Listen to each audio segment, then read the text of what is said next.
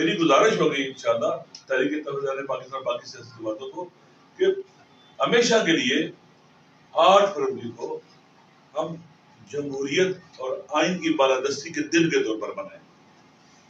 یا یوم سیاہ کے طور پر بنائیں کہ اس دن عوام کے آئینی حق پر ڈاکہ ڈالا گیا، قانونی حق پر ڈاکہ ڈالا گیا اور پاکستان کو تباہی بربادی کی دلدل میں دھکیلا گیا۔ لہٰذا یہ واضح رہنا چاہیے یہ 8 فروری سے پہلے تک ٹوٹلی اسٹریٹ موومنٹ کے دن ہے، عوامی رابطے کے دن ہے، ہر کسی سے رابطہ کرنا ہے، ہم سے اپنے ہمسائے سے رابطہ کرنا ہے، واٹس ایپ سے رابطہ کرنا ہے، خود کر کے رابطہ کرنا ہے، فزیکلی رابطہ کرنا ہے۔ بالآخر ہم نے اس رابطہ مہم کو بڑھانا ہے اور 8 فروری پھر یوم سیاہ ہوگا ہمارا، اور انشاءاللہ پاکستان کے عوام کلیئر ہوں گے، واضح ہوں گے، اور وہ ہماری طاقت کا دن ہوگا، عوامی طاقت کا دن ہوگا، وہ جمہور کے راج کا دن ہوگا، عوام کے راج کا دن ہوگا، اور وہ دن حقیقت میں آزادی کا دن بھی ہوگا ان ظالموں سے، کہ عوام ایک طرف ہے، یہ ایک طرف ہے انشاءاللہ۔ اور اس حوالے سے ہم ڈٹرمنٹ ہیں۔ البتہ پہلے بھی ہم نے کہا کہ پاکستان کو ان بحرانوں سے نکالنے کا واحد حل کیا ہے کہ آئین کی سپریمیسی ہو، قانون کی عملداری ہو، اور پارلیمنٹ کو طاقت کو سریش میں بنایا جائے، رول لا ہونا چاہیے، لوگوں کو فنڈامنٹل رائٹس ملنے چاہیے، صوبوں کو پریشان نہ کریں، ان کی زمین پر جو صدیوں سے وہ رہ رہے ہیں، جو اللہ نے سرمایہ اور ثروت رکھی ہے اس میں ان کا حق تسلیم کرنا چاہیے، اور فری اینڈ فیئر الیکشن کو یقینی بنایا جائے۔ الٹیمیٹلی جب یہ چیزیں ہوں گی بیٹھیں گے تو جو لوگ بے گناہ کہہ دیے، اب عمران خان صاحب کو جیل میں رکھ کر کسی بحران کو ختم نہیں کر سکتے۔ پاکستان کے عوام ہر اس کوشش کو قبول نہیں کریں گے جو عمران خان صاحب کو جدا کر کے،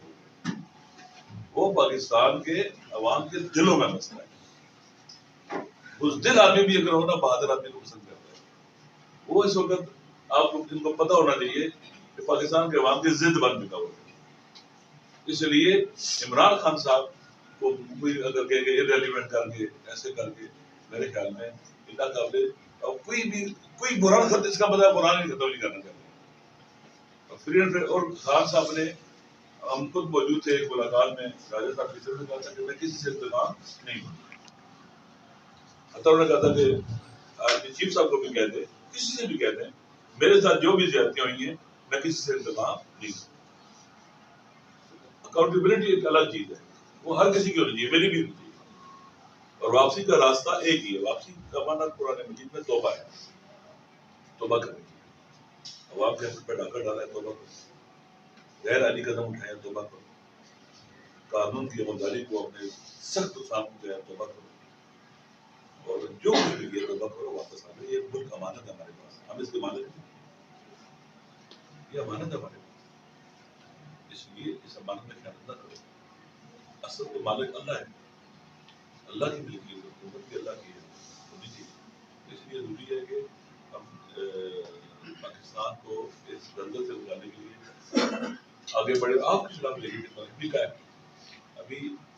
ماندانی کو آدھی جگہ کو دیکھیں، آپ بھی بولو یار، آپ بھی یوم سیاہ مناؤ ہمارے ساتھ، آپ کا بھی حق پامال ہر کوئی،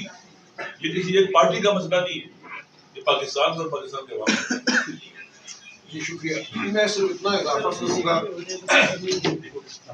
عمران خان صاحب کو کوئی اگر کہ ریلیونٹ کر کے ایسے کر کے، میرے خیال میں اللہ قابل کوئی بران ختم، اس کا مطلب بران نہیں ختم نہیں کرنا چاہیے۔ اور خان صاحب نے، ہم خود موجود تھے ایک ملاقات میں، راجہ صاحب کی طرف سے کہا تھا کہ میں کسی سے انتقام نہیں ہوں، حتیٰ انہوں نے کہا تھا کہ چیف صاحب کو بھی کہہ دیں، کسی سے بھی کہہ دیں، میرے ساتھ جو بھی زیادتیاں ہوئی ہیں میں کسی سے انتقام نہیں ہوں۔ اکاؤنٹیبلٹی ایک الگ چیز ہے، وہ ہر کسی کی ہونی چاہیے، میری بھی ہونی چاہیے، اور واپسی کا راستہ ایک ہی ہے۔ واپسی کا معنی قرآن مجید میں توبہ ہے، توبہ کرنے کی،